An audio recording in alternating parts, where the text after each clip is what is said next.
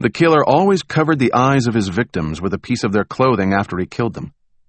I reasoned if these were acts of patricide, then maybe he did this because he didn't want these fathers staring at him after death.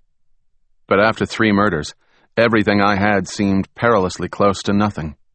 I didn't see how either profile was contributing very much. All I could hope was for the killer to screw up and make a mistake that would finally point us in a more promising direction. When we got down to the concrete levee, I could see that the uniformed sergeant in charge was an old-time street monster. At least 6'4" and 250, he was one of those gray-haired grizzlies who were becoming scarce in today's new police departments.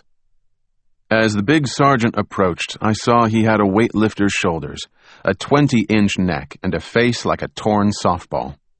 There were 7 duty stripes on the left sleeve of his uniform under a 3-chevron rocker. Each hash mark represented 3 years in service, so I had a 20-year veteran standing in front of me. "Mike Thrasher," he said, his voice sandpaper on steel. "I'm Shane Scully, and this is Zach Farrell, Homicide Special. You set this up good, Mike. Thanks." His frown said, "What did you expect, asshole?" He told us he had roped off a staging area for our forensic and tech vans around the corner near Barham, cordoned off the lip of the riverbank, and asked dispatch for 3 additional patrol teams to help contain the angry news crews. He'd also picked the route down to the body and flagged it. Just then, 2 more squad cars raced across the Barham Bridge, turned left on Forest Lawn Drive, and parked, leaving their flashers on. Sergeant Thrasher had separated the 2 teenagers who found the body.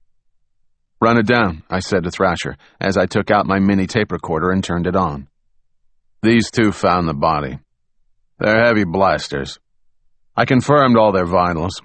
Addresses and licenses check out. Both are 17. Casper over there has an extensive juvie yellow sheet. Drugs, mostly. He went down behind 2 dealing beefs in '02 and did half a year at County Rancho. Name is Scott Dutton. The girl is Sandy Rodello. 2 L's. No record. They say they were down here looking for her raincoat that blew out of the back of his pickup. But since the Barham Overpass is the space-paced capital of Burbank, I think it's beyond obvious they were under that bridge slamming veins. Sandy's the reason they called it in.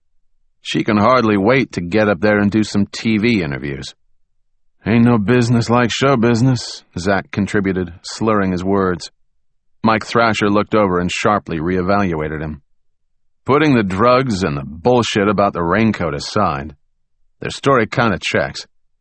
I made sure none of our guys touched the victim, and these 2 claimed they didn't either. Except when they found him, his jacket was pulled up over his eyes, same as the other 3 Vics.